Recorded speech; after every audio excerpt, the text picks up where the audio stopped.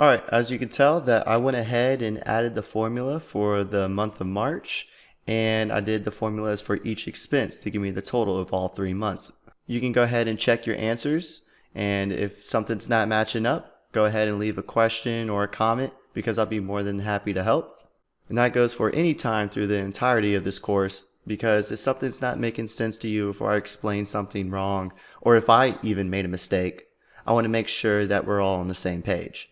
So once again, please feel free to leave a comment or ask any questions anytime. Now that we got the basics on how to build a formula, we need to learn how Excel executes each part of the formula. And what I mean by that is order of operation. Now you may have heard of this term back in your elementary, middle school days, algebra days. I know a lot of people don't like math, but hate to break it to you, Excel is all about math. Now, Excel does a really good job at doing the math for us, but we need to set up our formulas correctly so Excel will execute the formula in the way we want it to get us the correct values that we're looking for. Now, I'm going to give you a little acronym that I learned. It might be different than what you learned, but what it is please excuse my dear Aunt Sally. Now, this is the order that tells Excel which operation to calculate first. P is for parentheses, E is for exponents, then it goes multiplication and division, and then addition and subtraction. Now this is the order of operations that Excel will calculate first. What I mean by operator is that it's a symbol to perform a mathematical operation. So you got the multiplication sign, division sign, plus sign, minus sign, and so on. So just as a quick example, you don't have to follow me. I just want to show you a simple example of a formula that has a single operator and then multiple operators. In our formula, if I type in equals 5 plus 3, that has one single operator, the plus sign, and 5 plus 3 equals 8. Now if I go into our formula and adjust it and put 5 plus 3 times 2, now this formula has multiple operators. Now you would think it would go 5 plus 3 is 8 times 2, which would be 16. But according to our acronym, it does multiplication and division first, then addition and subtraction. So in this case, it's going to go 3 times 2 first, which is 6, then go to addition, which is plus 5, and 6 plus 5 is 11. Now let's go ahead and delete this and do an actual example with our monthly expense report. So let's say we want to get the average of expenses for each month.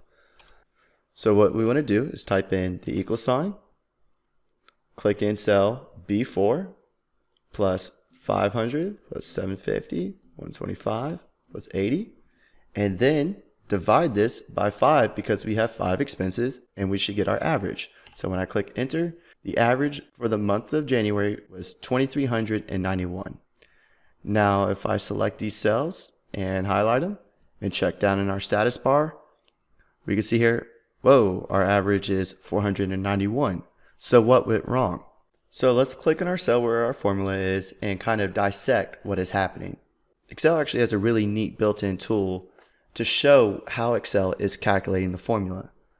To check this, what we're going to do is go to the Formulas tab and then click Evaluate Formula. And here in this box, it shows that we are adding all the expenses together and then dividing by 5. And if we click Evaluate, we could see what this formula is actually doing. So it has 1,000 for cost of goods sold, plus 500, which is 1,500, plus B6, which is 750, 1,500 plus 750 is 2,250. Then B7 is 125, 250 plus 2250 plus 125 is 2,375. Then lastly, B8, which is utilities, which is $80, and it should add 80 to the 2,375. It actually did 80 divided by 5, which is 16. So it's taking 2,375 plus 16, giving us 2,391, which we know is incorrect. So we're going to go ahead and click close. And then we're going to go back to our formula and we're going to adjust it to make sure that Excel calculates this formula in the correct order that we want it to. So we know based off our acronym that parentheses get executed first. So in our formula, we need to add some parentheses to get the correct answer. So we're going to go up to the formula bar, click inside here, add an open parentheses at the beginning, and then add a closed parentheses after we add all the expenses together. So now our formula says we're going to add all these expenses together, then divide by 5. So if we click enter, now we see our average at 491, which based off in our status bar is the correct answer.